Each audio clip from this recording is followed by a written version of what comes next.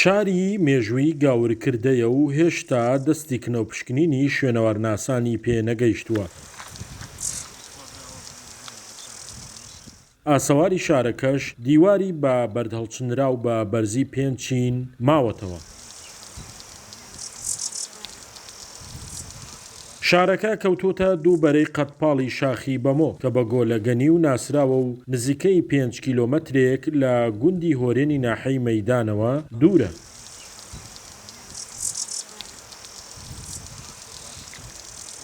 گاورکردە زانیاری کەم لەسەری هەیە، بەڵام دەرچوویەکی بەشی مێژوو لە گوندی هۆرێن بە گەڕانەوە بۆ کتێبی نووسراوەکەی سارجۆنی ئاشووری کە شوێنەوارناس کەمال نووری نووسیوێتی هەندێ بەڵگەی مێژووی بەردەست خستین. ناوچەی گاورکرد ئەوەی کە بەچاو ئەی بینی چونکە تا ئێستا پشکنینی شوێنەواری بۆ نەکراوەی بەچاوی بینی پاشماوەی شارێکی گەورەیە بۆ ئەو سەردەمە، چکە ئەو سەردەمە مرۆڤ بە شێوەیەکی خێزانی بە کۆمەڵ ژیاون، بەڵام ئەم ناوچەیەکی فراوان و گەورەیە ئەمە دەریێخاکەن کە شارێک بۆ لەو سەردەما. ئەوەی کە تا ئێستا هیچی لەسەر نەبووە، ئەمە لە ساڵی 2020 لەگەڵ باوکاری مامۆستا کەمال نووری معروف توانیمان جۆرێک لە سەرهەڵدانی ئەم مێژووە بخەینە ڕوو. ئەویش ئەوەیە کە مامۆستا کەمال پەیوەستی کردووە بە هۆزێک لە هۆزەکانی مادەوە بە ناوی هۆزی مانی یا مانا.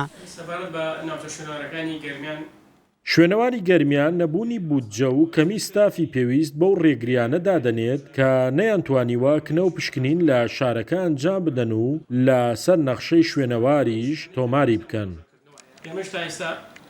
بگوتمان ناتوانین کاری کنەوپشکین ئەنجام بدەین لەبەر نەبوونی پارە و لەبەر نەبوونی توانایی. ئێمە نەکووە تەنها شوێن هەموو شوێنەکانی گەرمیان لە بەرنامەمانایە، پلانمان هەیە، بەڵام توانای دارایی و توانای مرۆیمان ئەوەنە نییە بتوانین هەموو ئیشەکان بکەین.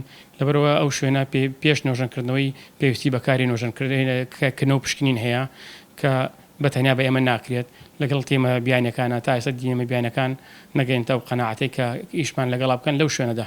و هەروە سەبارەت بە نۆژەکردنەوەگەشی پارێکی زۆری ئەوێت لە ئێستادا حکوومەتی هەرێم ئەو پارەی نییە، یا ئێمە ناتوانین ئەو بودجەیە دابین بکەین بۆ نۆژەنکردنەوەی.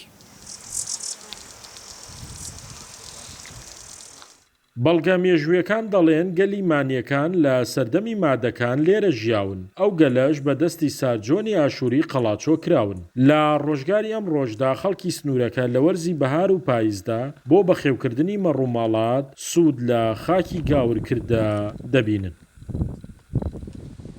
شاخەوان محەممەد، کورسات نیوز، گەرمیان.